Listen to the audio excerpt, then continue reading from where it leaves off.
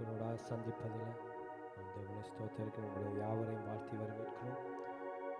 இந்த மாலை வேளையில் வேத படிப்பை தொடங்குவதற்கு முன்பாக நாங்கள் ஒரு சிறிய ஜெபத்தை எடுத்து பாடலை பாடி நம்மளது சிஸ்டருடைய கரங்களில் ஒப்படைக்கப் போகிறோம். எனவே ஆரம்ப ஜெபத்தை ஜெபிக்கும்படி சிஸ்டர் கீதாவுடன் நான் தாழ்மையுடன் கேட்டுக்கொள்கிறேன். எங்களை அளவுக்கு அதிகமாக நேசிக்க நல்ல தகப்பனப்பா, நேர்மையான இந்த மாலை நேரத்துக்காக உங்களுக்கு நன்றி செலுத்துறோம் சுவாமி. ஆண்டவரே, காலையிலேருந்து இந்நேரம் வரைக்கும் உடைய கிருபை எங்களை தாங்கி ஆண்டவரே இந்த நிமிஷம் வரைக்கும் இவங்களை நடத்தி கொண்டு வந்த கிருபைக்காக நன்றியோடு ஒவ்வொரு புதன்கிழமையும் கெத்தாவே இவங்களை ஆயத்தப்படுத்தி தகுதிப்படுத்தி ஆண்டவரே வேதத்துல உள்ள ஒவ்வொரு ரகசியங்கள் நாங்கள் கற்றுக்கொள்வதற்கு உடைய இருதயங்களை நீங்க திறந்து கொடுக்கிறபடியால் உங்களுக்கு நன்றி செலுத்துறோம் சுவாமி. ஆண்டவரே, கற்றுக் கொடுக்கிற மகளையும் உடைய கருத்துக்குள்ளாக ஒப்பு கொடுக்கிறோம்.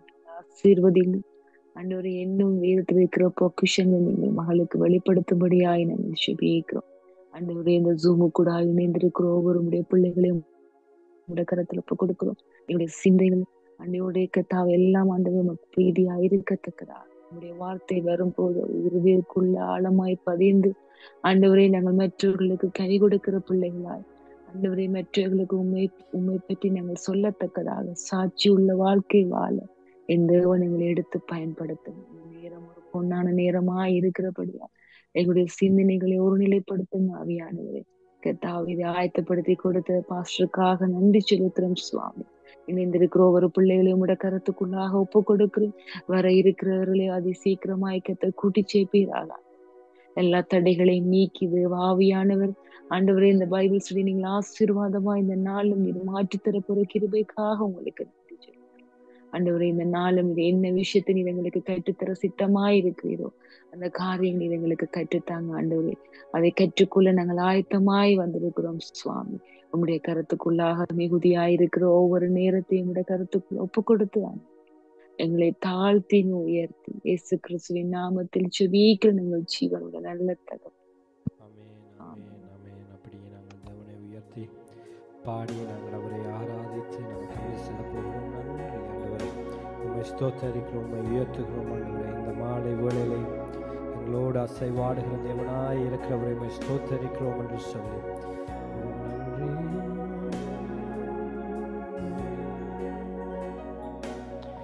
सर्व सृष्टिக்கும் எஜமான நீரே, சர்வ சிருஷ்டியை காப்பவர் நீரே,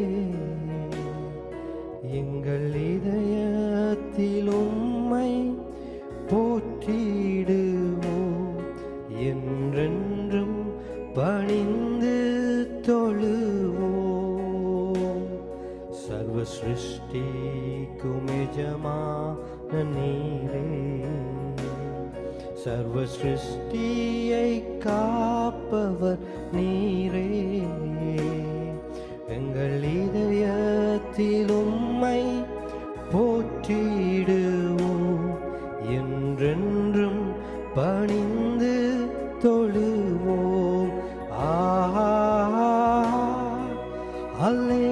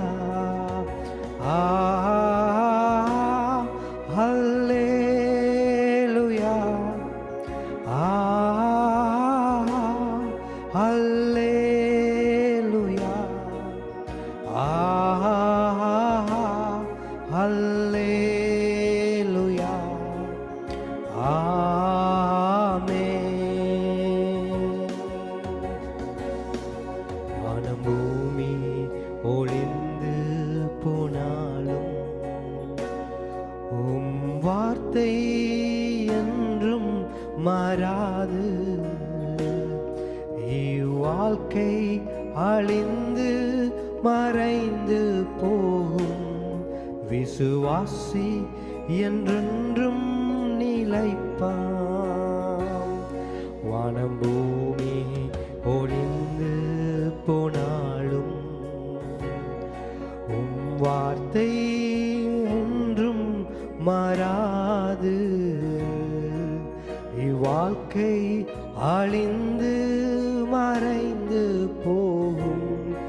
விசுவாசி என்றென்றும் நிலைப்பான்.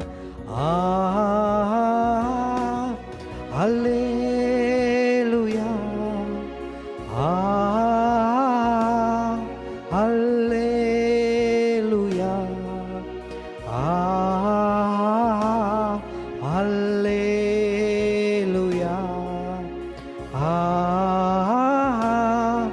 அல்லேலூயா, அல்லேலூயா, அல்லேலூயா, அல்லேலூயா, அல்லேலூயா,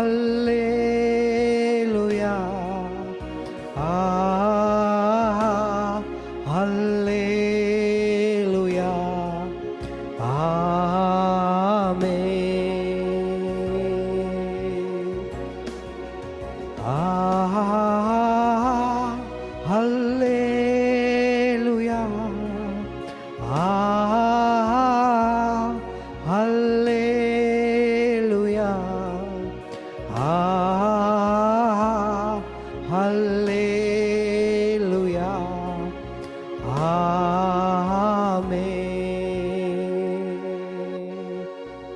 பேசணும். அல்லேலூயா,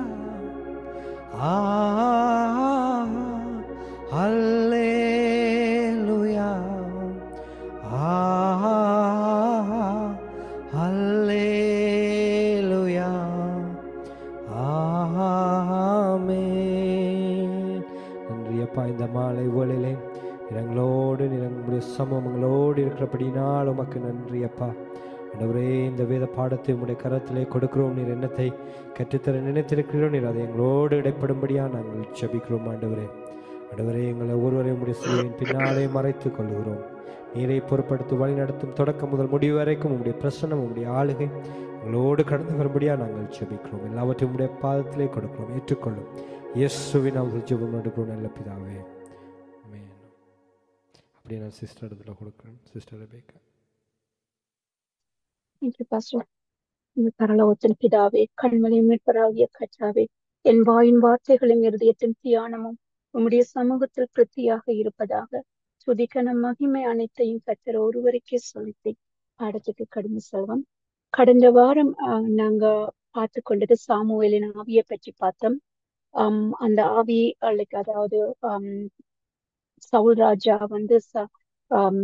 பெலிஸ்தியர்கள் அவருக்கு எதிராக வரும்போது அவர் சாமுவேலை எழுப்பி தரும்போது ஒரு குறிசெல்வர் இடத்துல போறதாகவும் அந்த ஆவி அவரோடு பேசுவதையும் குறித்து நாங்க பார்த்தோம். அந்த ஆவி ஒளியின் வேஷம் தரித்த ஆவி என்பதை நாங்க வேத வசனத்துடன் ஆதாரத்தோட நாங்க கடந்த வாரம் பார்த்தோம். அதாவது பாதாளத்துல இருக்கிறவர்களுக்கும் பூமிக்கும் எந்த சம்பந்தமும் இல்லை, அவர்களுக்கும் எங்களுக்கும் எந்த தொடர்பும் இல்லை என்பதை நம்ம லூக்காவுல 16ஆம் அதிகாரத்துல சொல்லப்பட்ட ஆபிரகாம், லாசரு, ஐஸ்வர்யானோட உதாரணத்தை வைத்து பார்த்தோம். அதாவது லாசரும் ஐஸ்வர்யான் மடியில் இருக்கும் போது மன்னிக்கணும், ஆபிரகாமின் மடியில் லாசர் இருக்கும் போது ஐஸ்வர்யான் நோக்கி பார்க்கும் போது ஆபிரகாம் சொல்லுகிற வார்த்தைகளே அதை உறுதிப்படுத்துறதாக இருந்தது. அதுக்கு ஆபிரகாம் சொல்றார், பூமியோடு உயிரோடு இருக்கும் காலத்துல அவங்க நன்மையை அனுபவிச்சதுனால லாசரு அவரோட மடியில இருக்கிறதும், அவங்க நன்மைகளை பூமியில அனுபவித்ததுனால அவங்க இப்பொழுது பாதாளத்துல இருக்கிறதாகவும் சொல்றார். அது மட்டும் இல்லாம அவர் சொல்ற வசனம் என்னன்னு சொன்னா, கடைசியில அதாவது பாதாளத்துக்கும் பாதாளத்துல இருக்கிறவங்க யாருமே பூமிக்கு கடந்து போக முடியாது. பூமியில இருக்கிறவங்களும் அவங்க மரணித்தா மட்டும்தான் பாதாளத்துக்கு வர முடியும். அதுக்கு இடையில ரெண்டுக்கும் இடையில ஒரு பிளவு இருக்குன்றத அங்க உறுதிப்படுத்துறாங்க. பாதாளத்துல இருக்கிறவங்க ஆவியாக வரவும் முடியாது, பரதேசில இருக்கிறவங்களும் ஆவியாக வர முடியாது. சோ அப்ப அதனால அந்த ஆவி என்றது அது ஒளியின் வேஷம் தரித்த ஆவி என்றத பவுல் 2 கொரிந்தியர் 11ஆம் அதிகாரத்துல அதை வெளிப்படுத்தி இருந்தார். அது அப்படியான சாத்தானின் ஒளியின் தூதர்களின் வேஷம் தரித்த ஆவி என்றதை நாங்க உறுதிப்படுத்தினோம். அப்ப நம்ம தேவனானவர் நம்மளை எப்படி பார்த்து கொள்றோம்னா, நாம பிள்ளைகள் செய்யும் போது, அதுக்கு தாவீது ராஜாவை ஒரு உதாரணமாக பார்த்து கொண்டோம். தாவீது ராஜா பிள்ளை விடும் போது அதை சிக்ஷித்து அவரை மறுபடியும் என்ன செய்த அவர் உணர்வு அடைந்தது, மறுபடியும் அவருடைய ராஜ்யத்தை அவருக்கு கொடுத்த தேவனாக இருக்கிறார். அப்ப நாங்க வழி மாறி போகும்போதுதான் ஆவியானவர் எங்களை என்ன செய்யறார், உள்ளிருந்து உணர்த்தப்பட்டு நாங்க உணர்வு அடைஞ்சு என்ன செய்யறோம், நாங்க மறுபடியும் தேவனிடத்துல கிட்டி சேர்றோம். அப்ப அதுக்கு இதுக்கு ஒரு உதாரணத்தை நான் சொல்லணும்னு நினைச்சேன். என்னன்னா, ஒரு ஸ்டோரி தான், ஒரு சின்ன ஸ்டோரி. அதாவது ஒரு ஒரு வக்கீல் வீட்டுல உங்களை எல்லாருக்கும் தெரிஞ்ச ஸ்டோரியா இருக்கலாம் இது. ஒரு வக்கீல் வீட்டுல என்ன, ஒரு அம்மா வேலை செய்து கொண்டிருந்தா. அவட மகனும் ரொம்ப ஆஹ் உம் அதாவது ஒரு குளப்படி பையனாக இருந்தா. அப்ப இப்பெல்லாம் குளப்படி செய்யும் போதெல்லாம், அவர் ஜெயிலுக்கு போகும்போதெல்லாம் அவ போய் அந்த வக்கீலிட்ட கெஞ்சி கூத்தாடி அவர் விடுதலையாக்கி கொண்டு வந்துடுவார். அப்ப இப்படியே காலங்கள் ஓடிக்கொண்டிருக்கும் போது அந்த வக்கீல் என்ன செய்துட்டார், வக்கீல் ஜட்ஜா மாறிட்டார். அவருக்கு பதவி உயர்வு வந்துச்சு.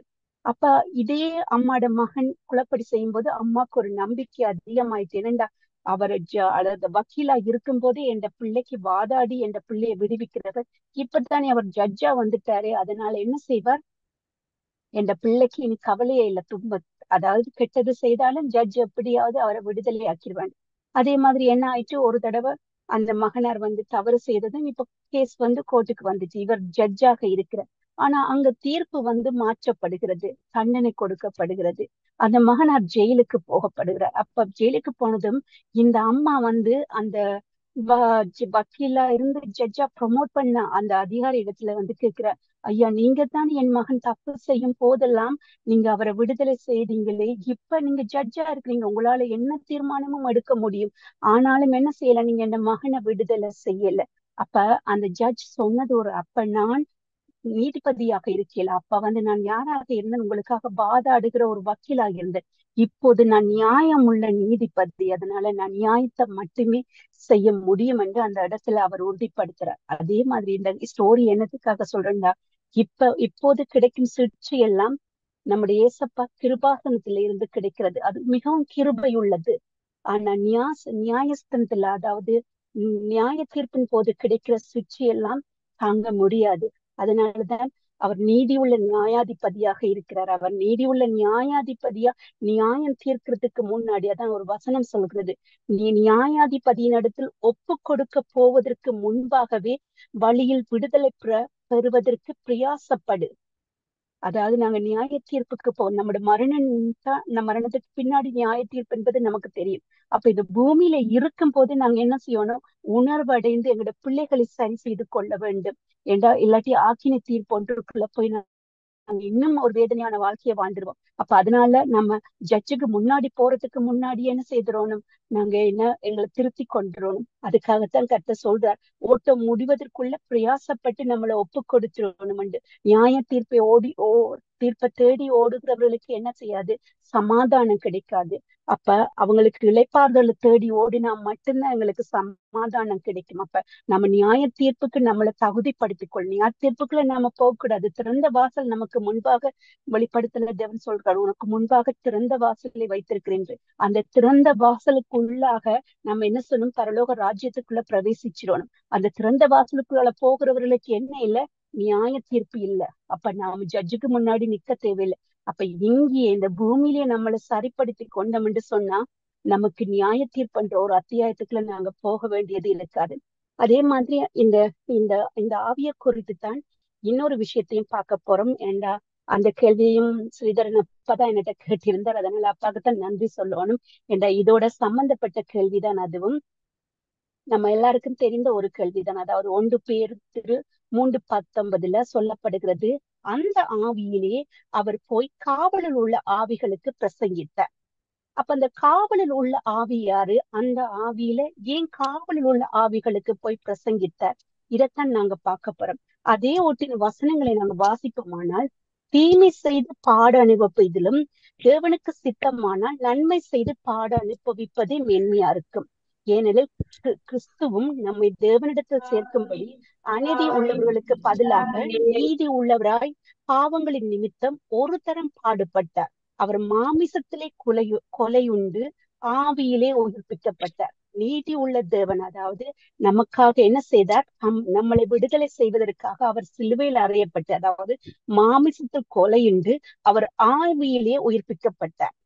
அப்ப இங்க ஒரு காரியம் வந்து நாங்க பார்க்கணும் என்றால் அவர் உயிர்ப்பிக்கப்பட்டதும் நம்ம பார்க்கக்கூடியதாக இருக்கும். அதாவது உயிர்த்தெழுதலின் பின்பு இயேசு கிறிஸ்துவார் இயேசு கிறிஸ்து சரீரத்துல இருக்கின்ற போதிலும் அந்த சரீரம் வந்து என்ன செய்யல, மாமிசத்தின் சரீர வரையறைக்குள்ள இல்லாது இருந்தது. அது எப்படி என்றா அது ஆவிக்குரிய சரீரமாக இருந்தது. அதாவது இயேசு கிறிஸ்து உயிர்த்தெழுந்த பின்னர் கதவுகள் மூடியிருந்த அறைக்குள்ள அவர் செல்லக்கூடியவராகவும் மனிதருடைய கண்களுக்கு தென்படக்கூடிய விதத்திலையும் தோன்றினார். மறையக்கூடியவராகவும் தோன்றக்கூடியவராகவும் அவருடைய சரீரம் என்ன செய்யப்பட்டது, ஒரு ஸ்பிரிட்டுக்குரிய சரீரமாக இருந்தது. அப்ப முன்னாடி இப்ப நாம சரீரம் மானிடரா இருக்கும்போது ஒரு சரீரம் எங்களுக்கு கொடுக்கப்படுகிறது. அதே என்ன செய்யப்படுகிறது, உயிர்த்தெழுந்த பின்பு இயேசு கிறிஸ்துவானவர் கொண்ட சரீரம் வந்து உயிர்த்தெழுதலின் பின்பு கொல்லப்படக்கூடிய சரீரம். அப்ப அந்த உயிர்த்தெழுதலின் பின்பு எங்களுக்கு இயேசு கிறிஸ்து எந்த சரீரத்தை தரித்து கொண்டாரோ அதே சரீரம் தான் நமக்கும் கொடுக்கப்பட போகுது. அதை உறுதிப்படுத்துறதுக்கு ஒரு வசனம் 1 யோவான் 3:2. பிரியமானவர்களே, இப்போது தேவனுடைய பிள்ளைகளா இருக்கிறோம், இனி எவ்விதமா இருப்போம் என்று இன்னும் வெளிப்படவில்லை. ஆகிலும் அவர் வெளிப்படும் போது அவர் இருக்கிற வண்ணமாகவே நாம் அவரை தரிசிப்பதனால் அவருக்கு ஒப்பாய் இருக்கிறோம் என்று அறிந்திருக்கிறோம். அப்ப உயிர்த்தெழுதலின் பின்பு, அதாவது நாங்க வந்து சபை எடுத்துக்கொண்டாலும் எங்களுக்கு இந்த அலங்கம் இடிக்கப்படும் என்று சொல்லப்படுது. அப்ப இந்த அலங்கம் இடிக்கப்பட்டு நாங்க தரித்து கொள்ள போற அலங்கம் வந்து எப்படியானதா இருக்கும், இயேசு கிறிஸ்துவானவர் உயிர்த்தெழுந்ததும் தரித்து கொண்ட அதே சரீரமாகத்தான் எங்களுக்கு இருக்க போகுது. நாங்க ஆவியிலையும் இருக்கக்கூடியதா இருக்கும். அதே நேரம் என்னது, பூமியில மனுஷராக வந்து மானிடராகவும் இருக்கக்கூடிய தூதர்களால எப்படி நம்ம ஆபிரகாமோட ஸ்டோரி எல்லாம் பார்த்திருப்போம். அந்த சாராள் பிள்ளை இல்லாது இருக்கும்போது 3 தூதர்கள் வந்தார்கள். அப்ப அவங்க தூதர்கள் கேப்ரியல் வந்து தானியலோட பேசும்போது அவரை காணக்கூடியதாக இருக்கு. அப்ப அந்த தூதர்களுக்கு உரிய சரீரத்தை நாங்க தரித்து கொள்வோம். அப்ப அது என்னவாக, அது எப்போது தரித்து கொள்ள முடியும், நாங்க ஆவியில இருக்கும் போது மட்டும்தான் அந்த சரீரத்தை தரித்து கொள்ள முடியும். அப்ப இப்ப இயேசு கிறிஸ்துவானவர் ஆவியில இருக்கிறார் என்றது நாங்க புரிந்து கொண்டுட்டோம். அப்ப அதாவது எங்களுக்காக அவர் அடிக்கப்பட்டு சிலுவையில் அறையப்பட்டு அந்த அவர் இருக்கிறது இப்ப ஆவியில். அதனாலதான் அந்த ஆவியில் காவலில் வைக்கப்பட்ட ஆவிகள் என்று யார் என்று பார்த்தோம் என்று சொன்னா 3:20, அதாவது அதே அதிகாரத்துல 3:20 வசனத்துல சொல்லப்படுது. அந்த ஆவிகள் பூர்வத்திலே நோவா பேழையை ஆயத்த பண்ண நாட்களில் தேவன் நீடிய பொறுமையோடு காத்திருந்த போது கீழ்ப்படியாமல் போனவை. அந்த பேழையில் சிலராகிய 8 பேர் மாத்திரமே பிரவேசித்து ஜலத்தினாலே காக்கப்பட்டார்கள்.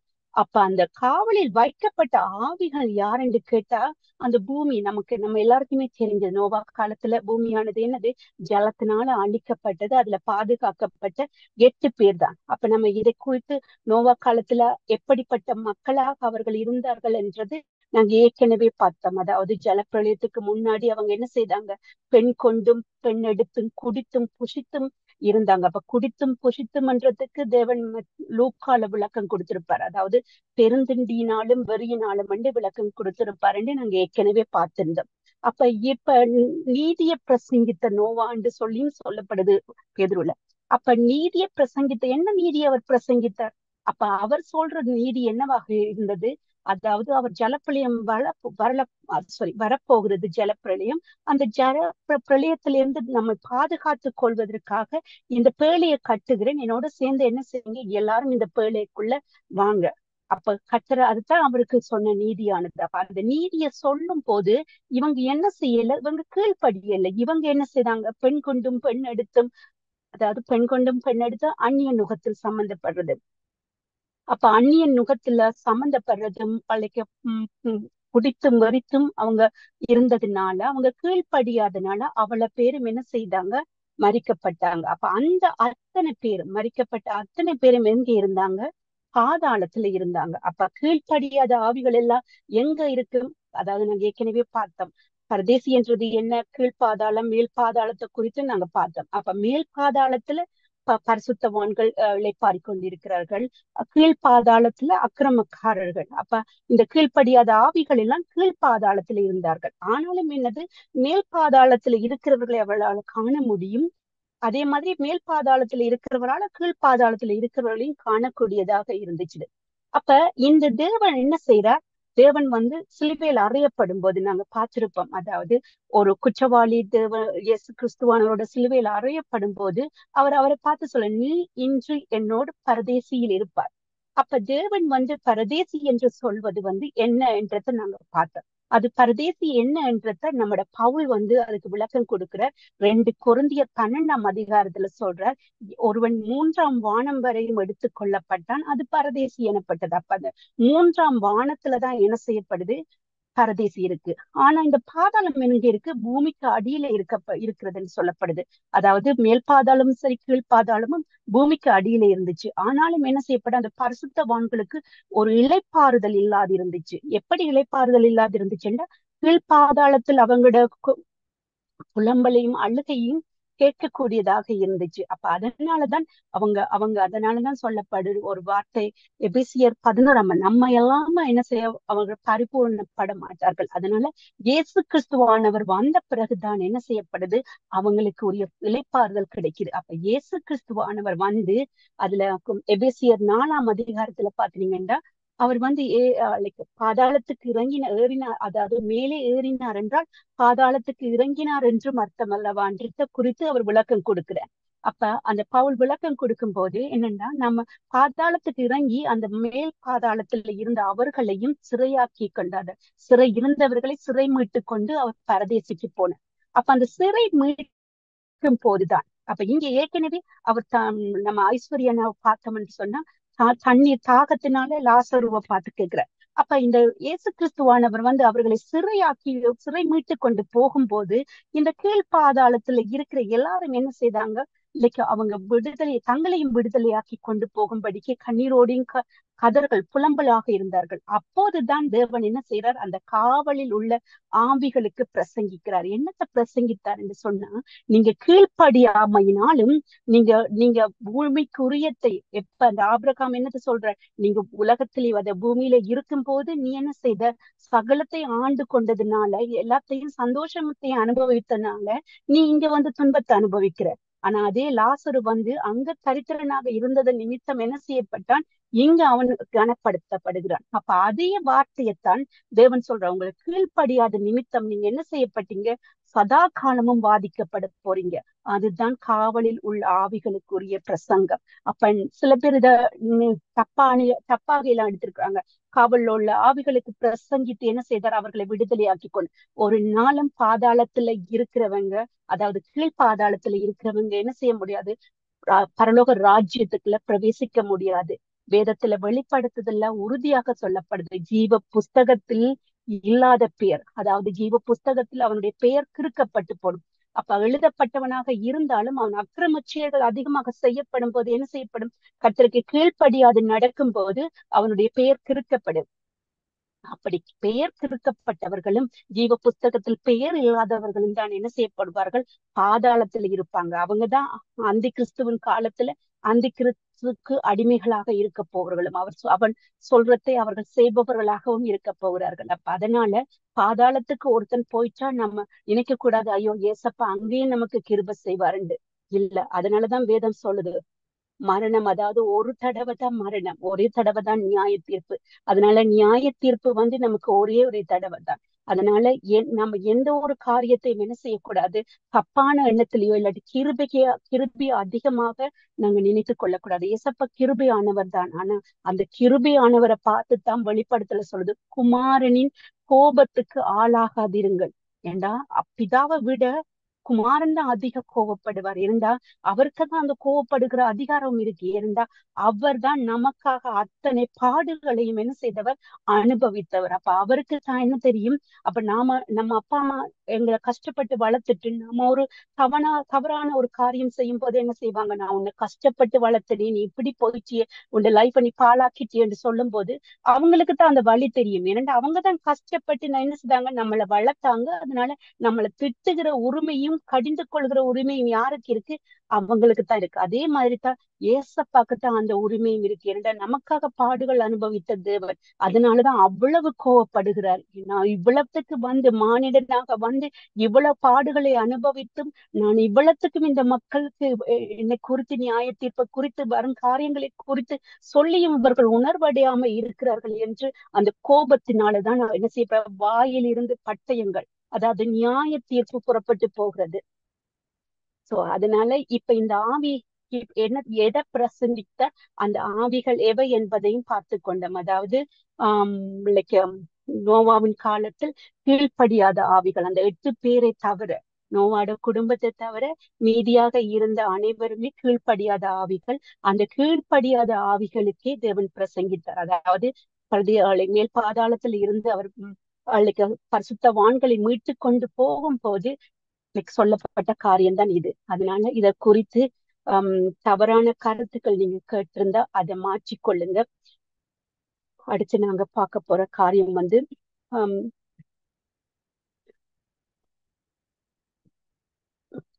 அதிகாரம் தானியேலோட அதிகாரம் 7 குறித்து நாங்க பார்த்திருந்தோம்.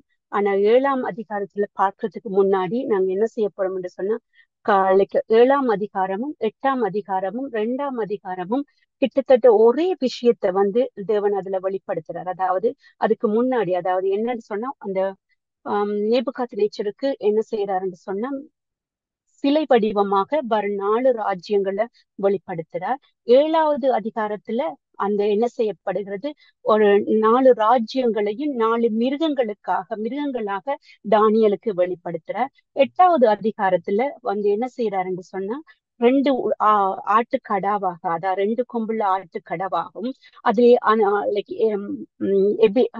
எபிபனாஸ் என்று சொல்லி ஒருவன் வந்து, அதாவது சின்ன கொம்பு யார் என்பதையும் அங்க உணர்த்தப்படுகிறார். நாங்க அதே 3 காரியங்களையும் எடுத்து பார்க்க போறோம். அதுக்கு முன்னாடி 2 காரியத்தை நாங்க பார்த்து போகணும். அதாவது வெளிப்படுத்தல காணப்படும் மிருகங்களை பார்க்க போறோம். ஏற்கனவே நாங்க ஒரு 5 வகையான மக்களை பார்த்தோம். அது உங்களுக்கு எல்லாருக்குமே ஞாபகம் இருக்குமென்னு நினைக்கிறேன். அதாவது ஒரு வகையான மக்களை பலிபீடத்து அண்டையில பார்த்தோம். அதாவது தேவ வசனத்தின் நிமித்தமும் தங்கள் சாட்சியின் நிமித்தமும் பழைய ஏற்பாட்டு பரிசுத்தவான்கள் பலிபீடத்து அண்டையிலிருந்து எதுவரையும் எங்களுக்காக வாதாடாது இருப்பீர்கள் என்று சொல்லி, பழிவாங்காம இருப்பீர்கள் என்று சொல்லி கேட்கிறத நாங்க காணக்கூடியதாக இருந்தது. அது ஆபேல் தொடக்கம் சகரியா வரை என்று பார்த்தோம். 2வது வந்து வனாந்தரத்துல கட்டற 1,44,000 பேர் என்ன செய்யறார், இஸ்ரவேல் ஜனங்களை முத்திரை போட்டுக் கொள்கிறார். அவர்கள் வந்து 1000 வருஷ ஆட்சி காலத்துல பல்கி பெறுவதற்காக அவர்களை தெரிந்து கொள்கிறார். அது வனாந்தரத்துல அவர்கள் அந்த 7 வருஷமும் பாதுகாக்கப்படுகிறார்கள்.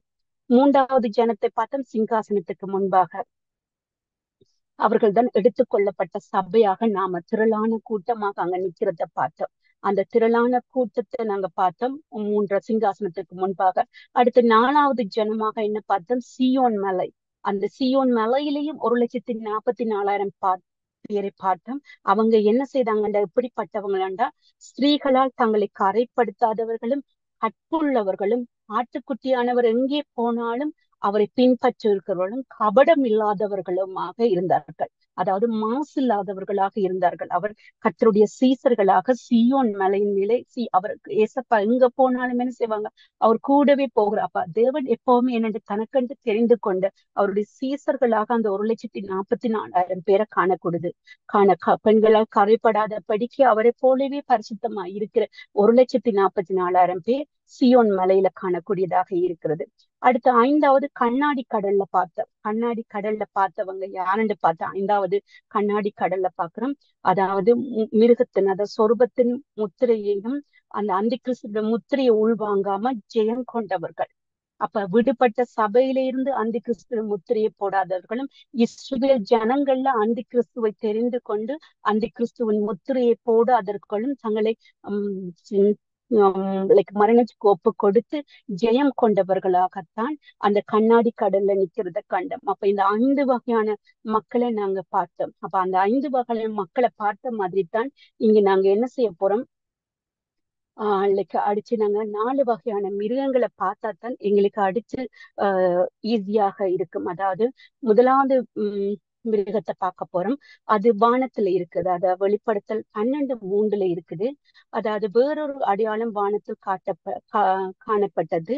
7 தலைகளும் 10 கொம்புகளையும் தன் தலைமேல் 7 முடிகளை உடைய சிவப்பான ஒரு பெரிய வலு சர்ப்பமாய் இருந்தது. அப்ப வெளிப்படுத்தல் 12:3 அது சொல்லப்படுகிறது. வேறொரு அடையாளம் வானத்து. அப்ப இது வானத்துல இருந்து 7 தலைகளையும் 10 கொம்புகளையும் தன் தலையின் மேல் 7 முடிகளையும் உடைய சிவப்பான பெரிய வலு சர்ப்பமாக இருந்தது. அப்ப இந்த கொம்புகள் என்பது ராஜாக்களை குறிக்கிறது. அதாவது வெளிப்படுத்தல் 17:12 சொல்லப்படுது, நீ கண்ட 10 கொம்புகளும் 10 ராஜாக்களாம். அப்ப நம்ம வெளிப்படுத்தல ஒரு விஷயமும் தானியேல் ஒரு விஷயத்தை பார்க்க வேண்டும் என்றால் கர்த்தர் ஊமைகளாக பேசியிருப்பார். ஆனா அந்த ஊமைகளுக்கு உவமையாகாது. அதுக்கான அர்த்தங்களை நீங்க வெளியில கண்டு கொள்ள முடியாது. இப்ப கொம்பன்று சொன்னா அதுக்கு யதார்த்தமாக அதுக்கு வேற ஒரு அர்த்தம் எங்களுக்கு பூமியில இருக்கும். அதாவது நாங்க படிச்ச லாங்குவேஜ்ல அதுக்கு ஒரு விளக்கமாக இருக்கும். ஆனா தேவன் இங்க வெளிப்படுத்தல கொம்புகள் என்று சொல்லும் போது அதற்கு விளக்கத்தையும் அதோட அர்த்தத்தையும் ஒரு டிக்ஷனரி மாதிரி அதுக்கு அடுத்த அதிகாரம் இல்லாட்டி அதற்கு அடுத்த அதிகாரத்துல அதை குறித்து விளக்கம் கொடுத்திருப்பார். அதனால நம்ம படிக்கிறதுக்கு இலகுவாக இருக்கும். வெளிப்படுத்தல் கஷ்டமானது இல்லை. ஏன்னா அதை கிரகித்து கொண்டோம்டா சரி, அதற்கான பதில் அங்கேதான் இருக்கு. அதை தேடி கண்டுபிடிக்க வேண்டும். அப்ப இங்க அவர் என்ன சொல்றார்? 7 தலைகளையும் 10 கொம்புகளையும். அப்ப தலைகள் என்னன்றதுக்கு அங்க கொடுக்கிறார். தலைகள் என்றது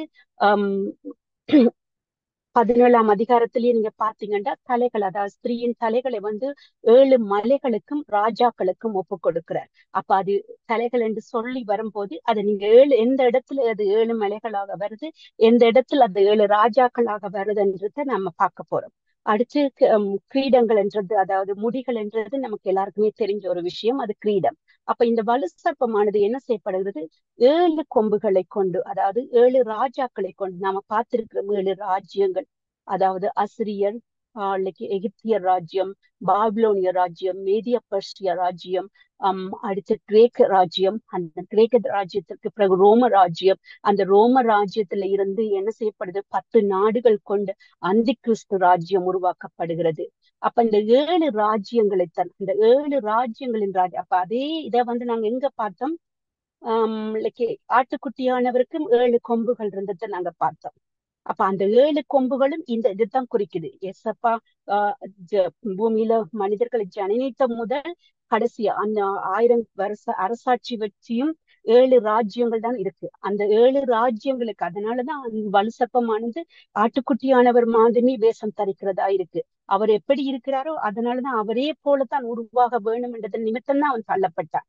அப்ப அவனும் 7 கொம்புகளையும் 10 கொம்புகளை, அதாவது 10 ராஜாக்கள் தலைகளின் மேல். அப்ப 10 ராஜாக்களையும் கொண்டு அந்த 10 ராஜாக்களுக்கும் என்ன செய்யப்படுது? கிரீடமும் கொடுக்கப்படுகிறது. அதே வெளிப்படுத்தல் 17:12 சொல்லப்படுது, நீ கண்ட 10 கொம்புகளும் 10 ராஜாக்களாம். இவர்கள் இன்னும் ராஜ்யம் பெறவில்லை. இவர்கள் மிருகத்தினோடு கூடவே 1 மணி நேரமும் ராஜாக்களை போல் அதிகாரம் பெற்றுக் கொள்வார்கள். அப்ப அந்த மிருகம் என்றது என்னென்று பார்த்தோம். என்னென்று சொன்னா, மிருகம் என்றா ஒரு ராஜ்யம் இல்லாட்டி ராஜா. தானியேல் 7ஆம் அதிகாரத்துல சொல்லப்படுது. அப்ப அந்த ராஜ்யம் ஒரு ராஜா ஒரு ராஜாவா, அதாவது அந்தி கிறிஸ்துவனோட சேர்ந்து இவர்கள் எல்லாரும் என்ன செய்யப்படுறாங்க? 1 மணித்தியாலம் அவர்களோடு ராஜ்யம் பெறப்படுகிறார்கள். அப்ப அதன் நிமித்தம் தான் இவர் என்ன செய்யறார்? அந்த வெளிப்படுகிறது வலு சர்ப்பத்தை குறித்து வானத்துல இருந்து வெளிப்படுகிறது. அப்ப 12ஆம் அதிகாரத்துல 3ஆம் வசனத்துல சொல்லப்படுறது வலு சர்ப்பம் சாத்தானை குறிக்கிறது. அதுதான் முதலாவது மிருகத்தை பற்றி பார்த்தோம். முதலாவது மிருகம் அது 7 தலைகளையும் 10 கொம்புகளையும் கொண்டதாக பார்த்தோம். அடுத்து 2வது சமுத்திரத்தில இருந்து. சமுத்திர வெளிப்படுத்தல் 13ஆம் அதிகாரம் 1வது வசனம், பின்பு நான் கடற்கரை மலரின் மேல் நின்றேன். அப்பொழுது சமுத்திரத்திலிருந்து ஒரு மிருகம் எழும்பி வர கண்டேன். அதற்கு 7 தலைகளும் 10 கொம்புகளும் இருந்தன. அதன் கொம்புகளின் மேல் 10 முடிகளும் அது தலைகளின் மேல் தூஷணமான நாமமும் இருந்தது. அப்ப இந்த 7 தலைகள், அதாவது தலைகளுக்குரிய விளக்கம் எல்லாம் வெளிப்படுத்தல் 17ஆம் அதிகாரத்துல கொடுக்கப்படுகிறது. 10 கொம்புகள் என்ற 10 ராஜாக்கள், 10 முடிகள் என்ற கிரீடங்கள் என்றதையெல்லாம் நாங்க பார்க்கக்கூடியதாக இருக்கு. அப்ப இந்த கடற்கரை மணல் என்ன என்பதை பார்க்கக்கூடியதாக இருக்கும். அந்த கடற்கரை மணல் என்றத அதுல பார்க்கும்போது அதுக்கும் ஓசியா 1ஆம் அதிகாரத்துல கொடுக்கப்படுறது இஸ்ரவேல் ஜனங்கள் என்று சொல்லப்படுது. கடற்கரை மணல். சமுத்திரம் என்றதுக்கு திரளான ஜனங்கள் என்று சொல்லப்படுகிறது 13ஆம் அதிகாரத்துல. அப்ப நம்ம இதை எல்லாத்தையும் எப்படி எடுத்து பார்க்க போறோம்? 7 தலைகள் இன்றைக்கு 7 மலைகளுக்கும் 10 கொம்புகள், 10 ராஜாக்கள். அப்ப இந்த வசனத்துல சொல்லப்பட்டிருக்கு, பின்பு நான் கடற்கரை மணலின் மேல் நின்றேன், அப்பொழுது சமுத்திரத்திலிருந்து ஒரு மிருகம் எழும்பி வர கண்டேன். அதுக்கு 7 தலைகளும் 10 கொம்புகளும் இருந்தன. அதன் கொம்புகளின் மேல் 10 முடிகளும் அதன் தலைகளின் மேல் தூஷணமான நாமமும் இருந்தது. இப்ப நான் இதை என்ன செய்ய போறேன், நான் இன்டர்பிரேட் பண்ண போறேன். அதாவது கர்த்தர் கொடுத்த வசனத்துல இருந்தே நாங்க பார்க்க போறோம். அதாவது நாங்க வெளிப்படத்துல பார்த்துட்டோம், பின் கடற்கரை மணல்ன்றத இஸ்ரவேல். அப்ப பின்பு நான் இஸ்ரவேல் அதாவது யோவான் சொல்கிறார், பின்பு நான் இஸ்ரவேல் ஜனங்களின் மத்தியிலே நின்றேன், அப்போது சமுத்திரத்துல திரளான கூட்டத்துல இருந்து ஒரு மிருகம், ஒரு ராஜ்யம் எழும்பி வர கண்டேன். அதற்கு 7 தலைகளும் 10 கொம்புகளும் இருந்தது. 7 தலைகள் என்றால் 7 மலைகளுக்கு மத்தியில 10 ராஜ்யங்கள் எழும்பி வர, அந்த 10 ராஜ்யங்களுக்கும் 10 கிரீடங்கள் கொடுக்கப்பட்டிருந்தது. அந்த தலைகளின் மீது தூஷணமான நாமம் எழுதப்பட்டது. அப்ப இந்த மிருகம் என்னதென்று சொன்னா, 10 நாடுகளை கொண்ட ராஜ்யம், அந்த கிறிஸ்துவின் ராஜ்யம் எழும்பி வர, அதாவது மக்களுக்கு மத்தியிலே, அதாவது கடற்கரை மலை இஸ்ரவேல் ஜனங்களுக்கு மத்தியில நிற்கும் போது ஒரு திரளான கூட்டத்துல இருந்து ஒரு ராஜ்யம் எழும்பி வருது. அது 10 ராஜாக்களை கொண்டு 10 நாடுகள் கொண்ட ராஜ்யமாக இருக்கிறது. அதுக்கு 10 கிரீடங்கள் கொடுக்கப்பட்டது. அப்ப இத கர்த்தர் என்ன சொல்றாருன்னு சொன்னா, இது அந்தி கிறிஸ்துவன், அது சமுத்திரத்துல இருந்து எழும்பி வருகிற ஒரு ராஜ்யமாக தேவன் அங்க இதை கொடுக்கிறார். அதாவது அந்த மிருகத்தை பற்றி திரும்ப சொல்லும் போது, நான் கண்ட மிருகம் சிறுத்தையை போல் இருந்தது. அதன் கால்கள் கரடியின் கால்களைப் போலவும் அதன் வாய் சிங்கத்தின் வாயை போலவும் இருந்தது. வலுசர்ப்பமானது தன் பலத்தையும் தன் சிங்காசனத்தையும் மிகுந்த அதிகாரத்தையும் அதுக்கு கொடுத்தது. அப்ப நாங்க இங்க ஏன் நாங்க தானியேல வெளிப்படுத்தலுக்குள்ள கொண்டு வந்தோம் என்று சொன்னா, இந்த மிருகங்களை பற்றி படிக்கிறதுக்காகத்தான். நான் கண்ட மிருகம் சிறுத்தையை போல் இருந்தது. அப்ப நாங்க 7ஆம் அதிகாரத்திலே பார்த்தோம், சிறுத்தையை யாருக்கு ஒப்பிட்டது? அலெக்சாண்டரின் கிரேக்க ராஜ்யத்துக்கு ஒப்பு கொடுக்கப்பட்டது. அப்ப அந்த அலெக்சாண்டருக்கு ஏன் கொடுக்கப்பட்டது சிறுத்தையை? வெகு வேகமாக என்ன செய்தார்? இந்த பூமியை 11 வருடங்களுக்கு 70 நாடுகளை தன் ஆட்சியின் கீழே கொண்டு வந்திருந்தார். அப்ப அந்த வேகத்தை அதாவது அப்ப இந்த ராஜ்யம் என்ன செய்ய போகுது? இந்த பூமியில் உள்ள சகல நாடுகளையும் 3.5 வருஷத்துக்குள்ள கொண்டு வர போறாங்க. அதனாலதான் அந்த சிறுத்தையில, அதாவது அலெக்சாண்டர்ல இருந்த ஸ்வீட்டும் இவங்களுக்குள்ள இருக்க போகுது. அடுத்தது அதன் கால்கள் கரடியின் கால்களை போலவும் அதன் வாய் சிங்கத்தின் வாய். அப்ப கரடியின் கால்கள் என்னத்துக்கு ஒப்பிடப்பட்டது? மேதியா பெர்ஷியா பார்த்துதான் கரடி என்று சொல்லப்படுது. அது என்னது? மேதியா பெர்ஷியா வல்லமை கூடினதாகவும் மேதியா வல்லமை குறைந்தது. அப்ப இந்த 10 நாடுகள்ல 5 நாடுகள் என்ன செய்ய போது? வல்லமை குறைந்த, இராணுவத்துல வல்லமை அதிகமா இருக்கிற நாடுகளாகவும் 10 நாடுகள் வல்லமை குறைந்த நாடுகளாகவும் இருக்க போகுது. சிங்கத்தின் வாயை போல. சிங்கத்தின் வாய் என்னத்துக்கு கொடுக்கப்பட்டது? பாபிலோனுக்கு கொடுக்கப்பட்டது. நேபுகாத்நேச்சருக்கு தான் சிங்கம் என்று சொல்லப்படுது. அது என்ன செய்து? மேட்டிமையான பெருமையான விஷயங்களை பேசுகிறது. அதாவது சிங்கத்தின் வாயை பெருமையை பேசுறது. அப்ப அந்த 10 ராஜ்யம் என்ன செய்ய போது? பெருமை பேசுறது. அது மட்டும் இல்லாம வலுசர்ப்பம் என்ன செய்தா? இந்த 10 ராஜ்யங்களுக்கும் தன்னுடைய பலத்தையும் சிங்காசனத்தையும் அதிகாரத்தையும் கொடுக்குது. அப்ப இந்த அதிகாரத்தையும் கொடுக்கிறது மட்டும் இல்லாம பெருமையானவர்களின் தூஷணங்களையும் பேசும் வாய் அதற்கு கொடுக்கப்பட்டது அல்லாமல் 42 மாதமும் யுத்தம் பண்ண அதற்கு அதிகாரம் கொடுக்கப்பட்டது. கிட்டத்தட்ட 3.5 வருடங்கள் என்ன செய்யப்படுது? யுத்தம் பண்ணி இந்த பூமியில் உள்ள சகல நாடுகளையும் இந்த 10 நாடுகள்ல இருந்து வர ஒரு ராஜா என்ன செய்யறான்? தன் அதிகாரத்துக்கு கீழே கொண்டு வரான். அதுதான் உபத்திர காலத்துல நடக்க போற அந்தி கிறிஸ்துவின் ராஜ்யமாக இருக்கு. நாங்க வெளிப்படுத்தல படிக்கும் போது அந்தி கிறிஸ்துவை குறித்தும் அந்தி கிறிஸ்துவின் 666 இலக்கத்தை குறித்து இன்னும் டீட்டெயிலாக பார்ப்போம். ஏன்னா அந்தி கிறிஸ்து எங்கே இருந்து வருகிறான், அவனுடைய செயற்பாடுகள் எப்படியானதாக இருக்கும், இந்த 666 எப்படி நமக்குள்ள கிரிய செய்ய போகுது என்பதையும் நாங்க வெளிப்படுத்தல பார்க்கும்போது டீட்டெயிலா பார்த்துக் கொள்வோம்.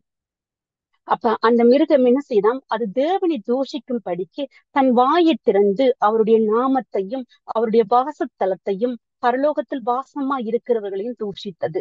மேலும் பரிசுத்தவான்களோடு யுத்தம் பண்ணி அவர்களை ஜெயிக்கும்படிக்கு அதற்கு அதிகாரம் கொடுக்கப்பட்டது இல்லாமல் ஒவ்வொரு கோத்திரத்தின் மேலும் பாஷைக்காரர்களின் மேலும் ஜாதிகளின் மேலும் அதற்கு அதிகாரம் கொடுக்கப்பட்டது.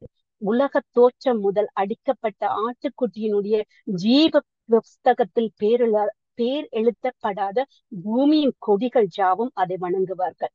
தேவன் அடிக்கடி திரும்ப திரும்ப வெளிப்படுத்தல சொல்லிட்டு வர ஒவ்வொரு அதிகாரத்திலையும் அந்த கிறிஸ்துவனோட ஜீவ புத்தகத்தில் பேர் எழுதப்படாதவர்கள் பேர் அது தேவனுடைய பிள்ளைகள் இல்லை என்பதை உறுதிப்படுத்துகிற. அப்ப நமக்கெல்லாம் ஒரு ஸ்லாக்கியம் கிடைச்சிருக்கு. தேவனுடைய பிள்ளைகள் ஜீவ புஸ்தகத்தில் நம்முடைய பெயர்கள் எழுதப்பட்டிருக்கிறதுன்றது உறுதிப்படுத்தப்பட்டிருக்கு. ஆனா அந்த பெயர்கள் கிறுக்கி போடாத படிக்கு நாம தான் பாதுகாத்து கொள்ளணும். அதை கடைசி வரைக்கும் என்ன செய்யுது, முடிவு பரியாந்தம் ஜெயம் கொள்கிறவன் தான் வெற்றி அடைகிறான், ஜீவ கிரீடத்தை பெற்றுக் கொள்கிறான். அப்ப நம்ம முடிவு பரியாந்தம் தேவனுக்கு ஏற்ற பிள்ளையாக இருக்கும் போதுதான் நாங்க அதுல ஜெயிக்க முடியும். அதனால நம்ம ஜீவ புஸ்தகத்தை திரும்ப திரும்ப அதேதான் சொல்றேன், அது திரும்ப திரும்ப சொல்றேன் குறை நினைக்காதீங்க என்றா அதை குறித்து நம்ம மிகவும் ஜாக்கிரதையா இருக்க வேண்டிய காலம் என்பதனாலேயே அதை திரும்ப திரும்ப சொல்கிறேன். அதையே தேவனும் வெளிப்படுத்தல திரும்ப திரும்ப அதை சொல்றதை நாங்க காணக்கூடியதாக இருக்கு.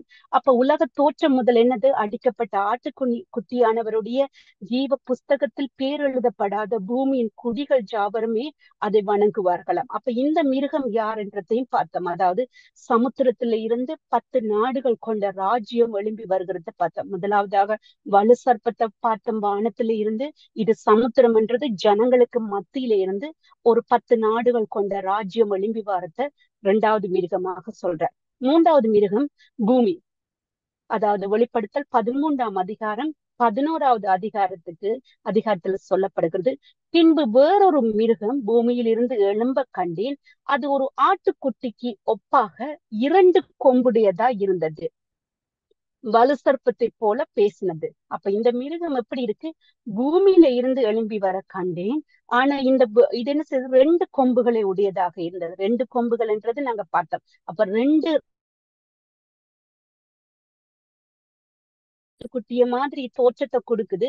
ஆனா அது பேசுற வார்த்தைகள் எப்படி அதற்கு வலு சர்ப்பத்தை சந்தோஷப்படுத்துற மாதிரி இருக்குது.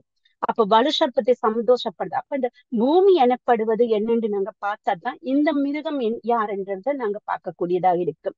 ஆதியாகமம் 1:10 சொல்லப்படுது, தேவன் வெட்டாந்தரைக்கு பூமி என்று பெயர் சொன்னார்.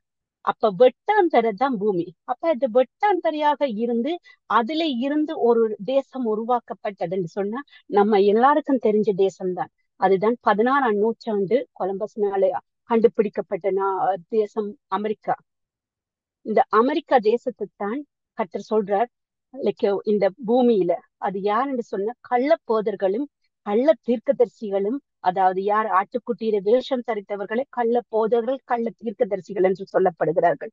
அவர்கள் என்ன செய்வார்களாம், ஆட்டுக்குட்டியில வேஷத்தை தரித்து வலு சர்ப்பத்தை போல பேசக்கூடியவர்கள். அப்ப இந்த ராஜ்யம் பூமி எனப்படுவது அமெரிக்கா தான் என்றதை என்ன செய்யுது உறுதி 16ஆம் நூற்றாண்டுல கண்டுபிடி. ஆனா 2 கொம்புகள், 2 ராஜ்யம் என்று சொல்லப்படுகிறது.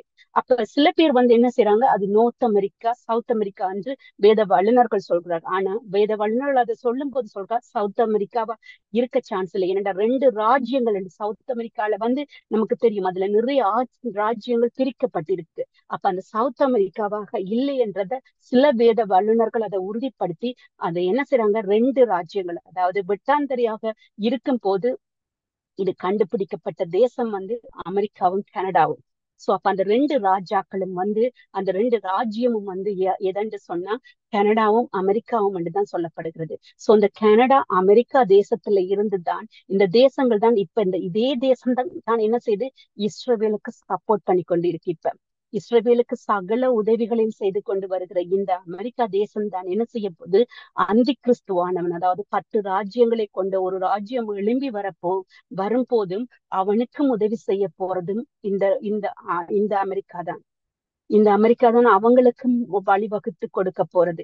இவங்களை இஸ்ரவேல் ஜனங்களை துன்பத்துக்கு உள்ளாக்க போறதும் அவங்களா தந்திருக்கிறார். அதனால இஸ்ரவேல் ஜனங்கள் இன்னும் உணர்வடைவதற்கு என்ன இதுக்கு காலம் இருக்கிறது. இரண்டா அவங்களுக்கு இந்த வேதத்தை, அதாவது தானியலை கற்றுக்கொண்டு, தானியல் புத்தகம் அவங்களோட தோரால 5 புத்தகங்களோட தானியலும் இருக்கிறது. அதாவது 5 ஆகமங்களோட தானியல் ஒரு தனிப்பட்ட புத்தகமாக அவங்களுக்கு எழுதி கொடுக்கப்பட்டிருக்கு.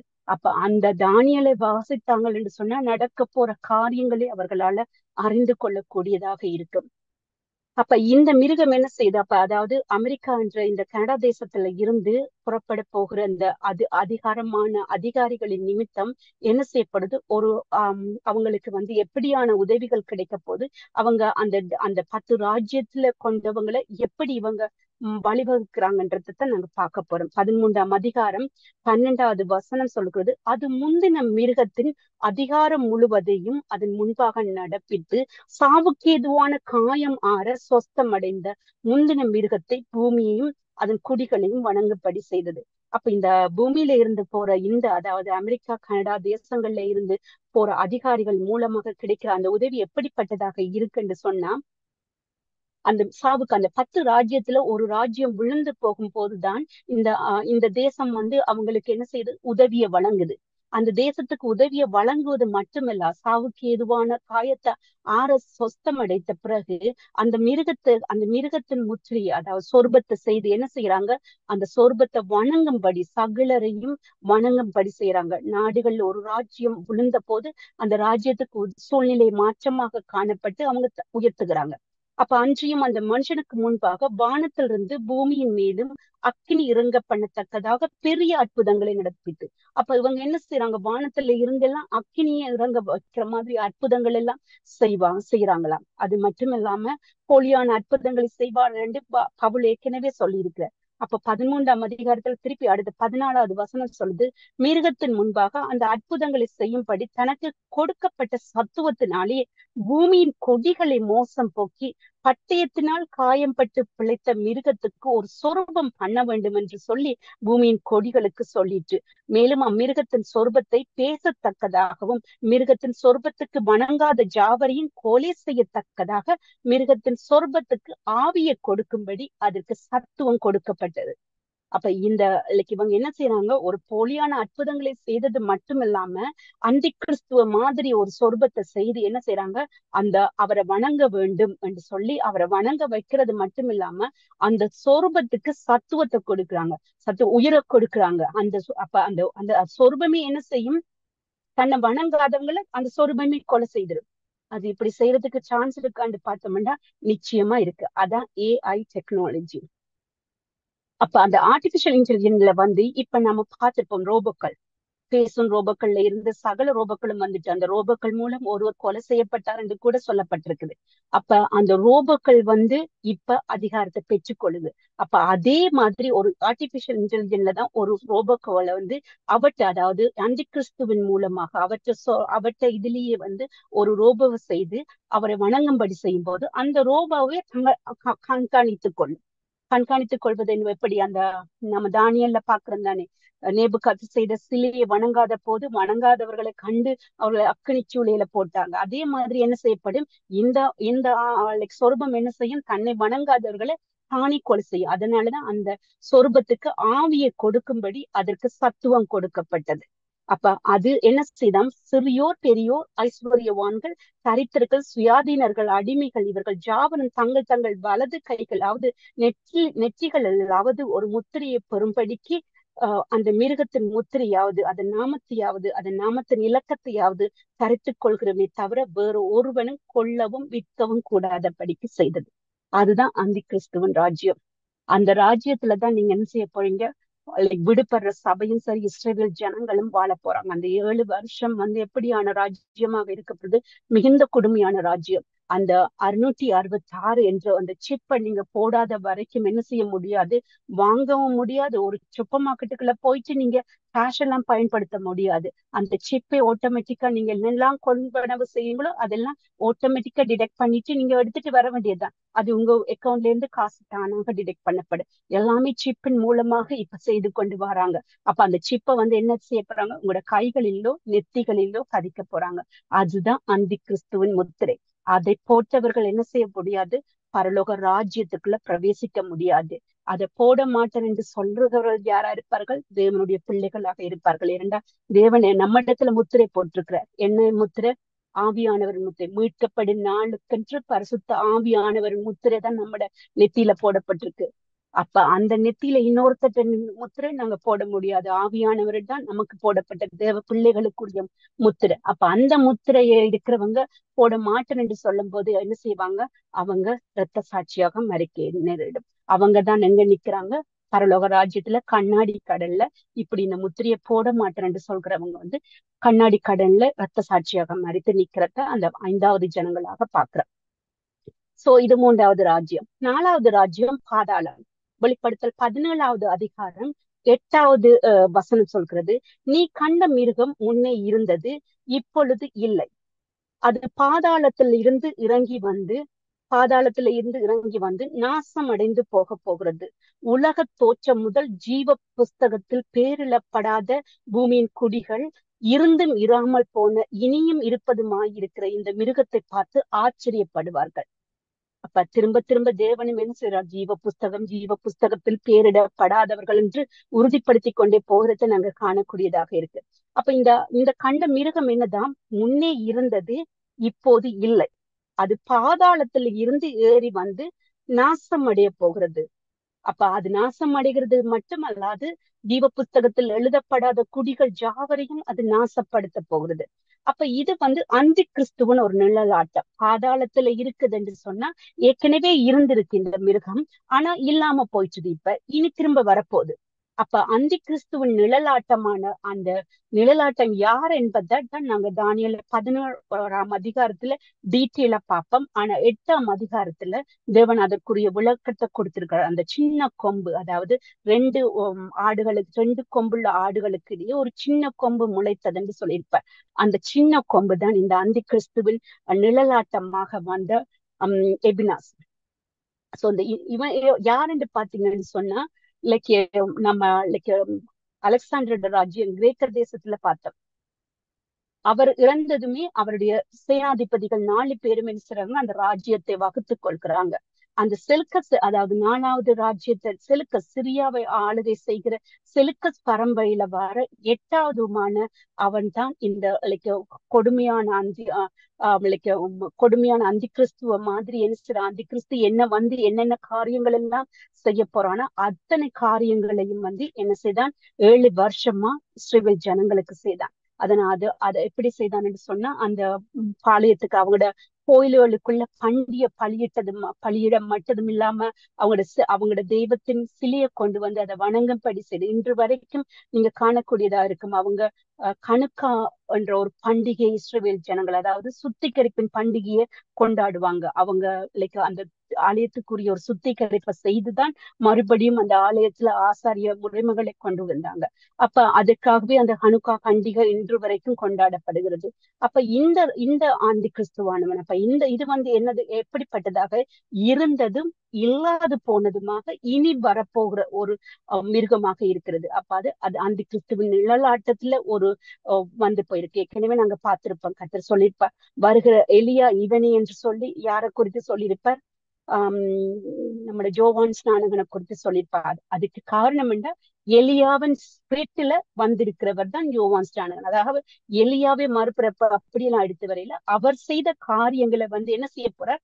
இவரும் செய்வார். இவருக்கும் அவருக்கும் ஒற்றுமைகளை காணக்கூடியதாக இருக்கும். அவருடைய ஸ்பிரிட் இவருக்குள்ள இருக்கிற மாதிரி உங்களால உணரக்கூடியதாக இருக்கும். அதனாலதான் இவருக்கு எலியாவின் ஸ்பிரிட்டோடு இவர் வந்திருப்பார். அதேதான் 2 இரத்த சாட்சிகளையும் நாம 11ஆம் அதிகாரம் வெளிப்படுத்தல பார்க்க போறோம். மோசையின் ஸ்பிரிட்லயும் எலியாவின் ஸ்பிரிட்லயும் 2 இரத்த சாட்சிகள் வருவார்கள். அந்த இரத்த சாட்சிகளும் எலியாவும் மோசையும் செய்த காரியங்களையே செய்வார்கள். அப்ப அதுக்காக எலியா மறுபடி வரப்போற, மோசை வரப்போறாங்கல்ல, அவங்களோட ஸ்பிரிட் அதே ஸ்பிரிட்ல என்ன செய்ய போறாங்க? அதே காரியங்களை வந்து செய்ய போறாங்க. அப்ப அந்த ஸ்பிரிட்ல 2 பேர் வந்து இவங்களுக்கு இரத்த சாட்சியாக மறிக்கிறத நாங்க அந்த அதிகாரத்துல பார்க்கக்கூடியதாக இருக்கும். அதே மாதிரிதான் இந்த அந்தி கிறிஸ்து, அதாவது பாதாளத்துல இருந்து எழும்பி வாரவன் ஆரா இருக்கிறான் அந்தி கிறிஸ்து. அப்ப இங்க 4 காரியங்களை குறித்து நாங்க பார்த்தோம். அதாவது 4 மிருகங்களை குறித்து பார்த்தோம். இலகுவாக இருக்கும். 7ஆம் 8ஆம் அதிகாரத்தை படிக்கிறதுக்கு அங்க மிருகங்களை குறித்து தான் சொல்லப்பட்டிருக்குது. அப்ப 7ஆம் அதிகாரத்திலையும் சரி 8ஆம் அதிகாரத்திலையும் அந்த கிறிஸ்துவோட ராஜ்யத்தை 4 ராஜ்யத்தை பற்றி சொல்லும் போது வெளிப்படுத்தல நாங்க இதற்காகத்தான் அதை கற்றுக்கொண்டோம் என்றதை உறுதிப்படுத்துவதற்காகத்தான் இந்த 4 மிருகங்களை பற்றியும் பார்த்தோம். அப்ப அந்த பாதாளத்துல இருக்கிற மிருகத்தையும் சமுத்திரத்துக்கு நடுவுல இருந்து வார மிருகத்தை குறித்தும் பார்த்தோம். அடுத்து 7 மலைகள் எல்லாவற்றுக்கும் உரிய விளக்கத்தை நீங்க இதுல பார்க்கக்கூடியதாக இருக்கு. நீங்க இதை எப்படியாக இந்த பைபிள் ஸ்டடிஸை எடுத்துக்கொள்றீங்கன்னு தெரியல, எவ்வளவு சீரியஸாக இந்த பாடங்களை கற்றுக்கொள்றீங்கன்னு தெரியல. ஏன்னா இது கடைசி காலமாக இருக்குது. ஆனா இதற்காக நான் படிக்கும் போது இப்படி ஒரு விளக்கத்தை அவர்கள் எல்லாம் தரையில. எப்பவுமே பைபிள் ஸ்டடிஸுக்கு போகும்போது அவங்க மேலோட்டமாக சொல்லுவாங்க, நீங்க இந்த பகுதிகளை தியானிச்சு கொள்ளுங்க, இந்த பகுதிகளை தியானிக்கும் போது சில வெளிப்பாடுகளை நீங்க கற்றுக்கொள்ளுவீங்க. எப்படி இந்த ராஜ்யத்தை பற்றி இப்போ ஒரு உதாரணத்துக்கு நீங்க சொல்லுங்களேன். நான் தானியேல் 2ஆம் அதிகாரத்தை பார்த்தேன். நேபுகாத்நேச்சருடைய 2ஆம் அதிகாரத்துல 4 சிலையின் 4 இதை பற்றி சொல்லப்பட்டிருக்கு. அப்ப அவங்க என்ன செய்வாங்க, அதுல 4 ராஜ்யங்கள் என்று தான் சொல்லுவாங்க. அடுத்தடுத்து வரப்போற ராஜ்யங்களை குறித்தோ எதுவுமே சொல்ல, நீங்க தியானிக்கிறது எங்கட பொறுப்புண்டு விட்டுருவாங்க. பைபிள் ஸ்டடிஸ்ல எப்பவுமே சின்ன பிள்ளைக்கு சொல்லி கொடுக்குற மாதிரி சொல்லி கொடுக்க மாட்டாங்க. ஆனா நான் இந்த விஷயத்தை ஒவ்வொன்றையும் கிட்டத்தட்ட ஒரு பைபிள் கிளாஸுக்கு கர்த்தர் அதை காண்கிறவராக இருக்கிற கிட்டத்தட்ட 20 மணித்தியாலம் செலவழிக்கிறேன். நான் வேலைக்கு போயிட்டு வந்து அந்த கிடைக்கிற கொஞ்ச நேரம் கிடைச்சாலும் பைபிளை தியானிச்சு நோட்ஸ் எடுத்துட்டே இருக்கிறேன். ஏன்னா அதை உங்களுக்கு புறப்புற கற்றுக் கொடுக்கணும் என்றது ஒவ்வொரு வசனத்தின் ஊடாகவும் நான் கடந்து போறேன். ஏன்னா அதை ஒழுங்காக நீங்க கற்றுக்கொள்றது மட்டுமல்லாது இது கடைசி காலமாக இருக்கிறது. நீங்க அதை உணர்வடைஞ்சு மற்றவங்களுக்கு, உங்களை சார்ந்து இருக்கிறவங்களுக்கு நீங்க அதை கற்றுக் கொடுக்கணும். அப்ப தெளிவான விளக்கத்தை பெற்றுக்கொண்டா மட்டும்தான் நீங்க மற்றவங்களுக்கு தெளிவுபடுத்த முடியும். மற்றவன் ஒரு தவறை செய்யும் போது அதை நீங்க உணர்த்தக்கூடியதாக இருக்கும். இது தவறான காரியம், பைபிள்ல எப்படி சொல்லப்படையில, நீங்க அதை தப்பாக பிரசங்கிக்கிறீங்க, தப்பான அதுக்காக ஒரு பாஸ்டர் தப்பாக ஒரு வார்த்தையை சொல்லிட்டா உடனே அந்த இடத்துல எல்லாம் நீங்க குற்றப்படுத்த நினைக்காதீங்க. நான் அதை சொல்லல. நான் சொல்றது விசுவாசிகளுக்குள்ள விளக்கம் இல்லாது இருக்கும் போது இருக்கிற காரியங்களை எடுத்து நீங்க சொல்ல வேண்டி இருக்கிறது. அதாவது விசுவாசிகளுக்கு ஒரு விளக்கத்தை, இப்ப நம்ம ஒரு சகோதரம் ஒரு தவறான புரிதலோடு இருக்கும் போது அந்த சகோதரத்துக்கு அதை விளங்கப்படுத்துற தன்மையை நாங்க கொண்டிருக்கிறோம். அதற்காகத்தான் இந்த பைபிள் ஸ்டடியை கொடுக்கிறோம். அதனால நீங்க எவ்வளவுக்கு சீரியஸா, ஏன்னா இன்னைக்கு வரப்போற காரியங்களுக்கு நீங்க நோட்ஸ் எடுக்காம என்ன செய்ய முடியாது, கற்றுக்கொள்ள முடியாது. ஏனண்டா இவ்வளவு நாங்க கற்றுக்கொள்ளணும்டா கட்டாயம் நாங்க நோட்ஸ் எடுத்துக்கொண்டுதான் போகணும். அதனால நான் அவளை மணித்தியால நான் ஸ்பெண்ட் பண்றேன்டா, அட்லீஸ்ட் நீங்க 1 மணித்தியாலமாவது நீங்க ஸ்பெண்ட் பண்ணி அதுல கொடுக்கப்படுற நோட்ஸ்களை எடுத்து நீங்களும் அதை கற்றுக்கொண்டு தியானித்து கொள்ளுங்க. ஏனண்டா தேவன் இப்ப நாம இந்த தியானித்த 1 மணித்தியாலத்தையும் மல்கியா 3:16 சொல்லப்படுகிறது, ஞாபக புஸ்தகம்.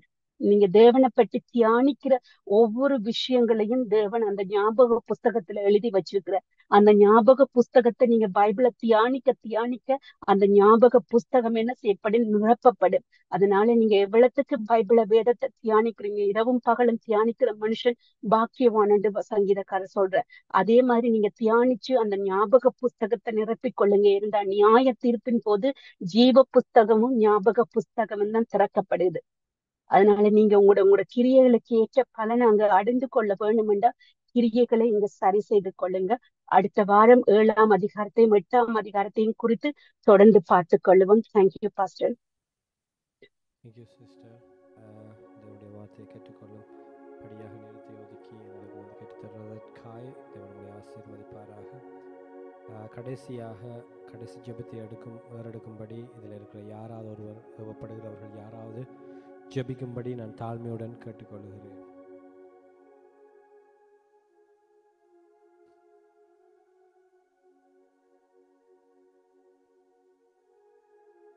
இதில் இருக்கிற யாராவது ஒரு ஆள் ஜெபிங்க.